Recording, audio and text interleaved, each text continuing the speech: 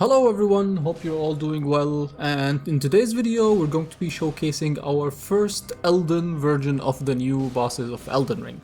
So the idea of the Elden bosses is that they are a completely new take on some of the main bosses of the game, which are completely reimagined in a way that really enhances the fight in a very creative way, but also at the same time increases its difficulty and adds a challenge to the game. These bosses will be fought in the new round table hold area after beating the original bosses, and after challenging them, and if you're strong enough to beat them, you will earn special weapons designed for those enemies. So for example, with Malenia you will earn the Heart of Malenia shield, Malekith you'll earn the Black Claws of Malekith, and Radahn you will earn the Star Scourge Lion Great Shield. And the first boss we have, which is available now in the mod, which is Elden Malenia Blade of Miquella. In trying to create a more difficult Malenia, the main consideration we had in mind was attempting to preserve the core feeling of the fight while making sure we focus on the small details. This wasn't about to be simply making superficial changes that increase difficulty without any thought put into fairness, but a careful re-examination of the perceived intention behind the boss and the means through which we can apply a new coat of paint onto it. From the very get-go, you might notice Malenia has become a lot more quote-unquote slippery, a lot more agile and harder to pin down. This originated from a desire to generally remove the problematic and counterintuitive hyper armor that she gets during specific animations. So we make the boss more vulnerable to getting hit, but how do we go about ensuring that she won't simply stay still and allow herself to get staggered by everything the player throws at her? And that's when you might remember Malenia has a built-in dodge mechanic that activates on taking damage and is quite rare. The way we reimagined this was greatly expanding the range of animations that she can cancel out of in a dodge, while also creating a nifty dynamic with her dodges wherein she might perfectly dodge while taking no damage, dodge and create space but still take damage, or attempt to dodge and still get caught. This makes her feel a bit less cut and dry without making it a binary. Exploring this, we've even introduced her unused back hop animations, a long-range backflip and a shorter, swifter back hop. Couple that with a variety of dodges Malenia already has in vanilla, she now has a proper means of engaging with the player without resorting to hyper armor for most of the time. Of course, we've preserved her hyper armor during her most impactful moves. After all, what good would they be if they could be halted by a puny tarnish? This change of pace in terms of general combat mechanics naturally forces the player to be more nimble themselves, sneaking in attacks during her ongoing animations. Likewise, she is more likely to successfully dodge smaller impact weapons, therefore incentivizing the usage of heavy ordnance in taking her down, something original Malenia has been very elusive with. And to prevent her from constantly creating distance, we've created multiple yo-yo-like interactions where she rebounds after being pushed back, mimicking an attempt to regroup and then strike with the newfound acuity. She will often perform gap closers when pushed in an attempt to never let the player truly leave.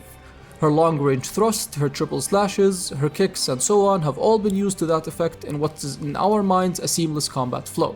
Now let's take a look at the heavy hitters of this fight, the waterfall dance.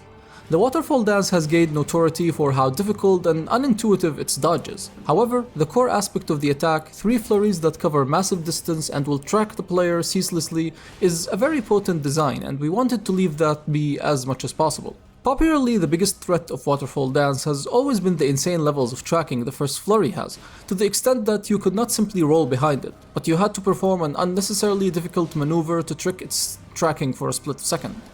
The dodge was very tight, however we loved it to bits and we wanted to make it slightly more accessible. So now her normal waterfall dance first flurry has decreased tracking, but to make up for it we also have reduced the time she spends in the air during the wind-up, ideally to make it feel more natural.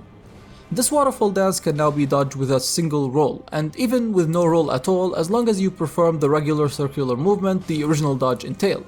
However, we've also made it so that with 2 decently precise roll, you can also just roll straight through it, ensuring that even heavy weapons caught in the recovery of their heavy attacks have a chance of surviving this onslaught of slashes. Make no mistake, waterfall dance is even more terrifying now in spite of these changes, and to see why we must discuss the role of waterfall dance in Malenia's combat flow. How often do you hear the common argument that the entire Malenia fight is just waterfall dance and nothing more? All her other moves are non-threatening or something to that effect. Well, waterfall dance is now a much more deeply integrated aspect of her fight. In short, we have allowed her to combo in and out of waterfall dance from her regular moves. However, this is done in a much more dynamic way than you might think. Malenia being able to enter specific parts of her dance without going into the whole 3 flurry progression. For example, her front flip can now seamlessly combo into the second waterfall dance flurry, which in turn can combo into a long range thrust. There are much more combinations that you can explore, of course, and this way we can keep the players on the edge while also decreasing the overall difficulty of waterfall dance as a standalone entity. We can make it easier to dodge as its own thing, but how difficult to dodge it will be rarely an isolated question, and the answer will greatly depend on the context of the specific part of waterfall that she comboed in or out of. Indeed, her dance is now a much more integral part of her moveset, as opposed to the mechanic making her a one-trick pony. Not to mention, we've created an alternate version of waterfall dance that starts off with her flashing the customary rot sigil of the god of rot, and this alternate waterfall dance travels much further and requires a roll to deal with. Do not attempt to outspace this one or you'll suffer the consequences. And to top it all off, we took her 1.0 patch waterfall dance animation and overhauled it.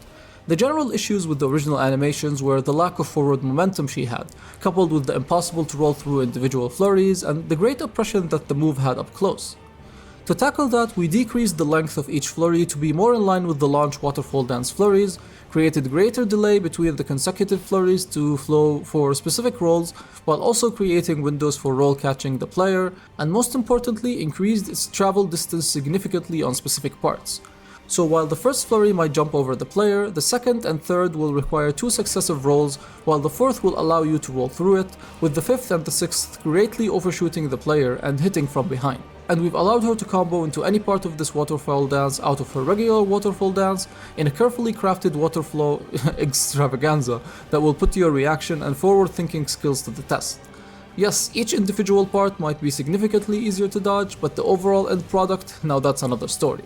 Now, in order to make the fight more fair and fun to engage with, we've also found ourselves decreasing her tracking on many traditionally difficult to strafe moves. So now her phase 2 Scarlet Slam attack will be possible to strafe and punish from up close. You used to have to outspace that in vanilla, and in allowing the player to do this, they will now have a few more punish windows open to them, and her triple slashes attack can now combo into a retreating horizontal slash, partaking in the aforementioned yo-yo mechanic of the gap closing elements. To list off a few extra design decisions, her short range back hop will break lock on, ensuring the player is kept on their toes all of the time. We have expanded Malenia's aerial moveset in phase 2, creating combos with a few extra animations that have her come down in different ways. These generally have the same timing to them, so rolling them wouldn't be annoying, but if you want to get the good punishes out of them, you'll have to strafe them, which will require expert awareness of each of her options. Now going into the largest change of phase 2, but to explain this we'll have to look at her AI script a little bit. Her script is filled to the brim with unused functions that seems to be made to properly identify each attack she can do and relay that to a second entity. Which is very curious. This is very reminiscent of Pontiff Sullivan in Dark Souls 3. And indeed it seems like that at one point in development she had a Pontiff-like clone that was mimicking her every move. Now, that would be ridiculous to introduce in the Malenia that we have now. However, we wanted to tone it down a bit and instead make her clones now actively reinforce positioning and specific dodges in phase 2. Common attacks from phase 1 now will have clones attached to them, forcing the player to adjust their dodges to account for that. Similarly, we have added clone attacks during Scarlet Ionia, since that is usually a great period of downtime in the fight.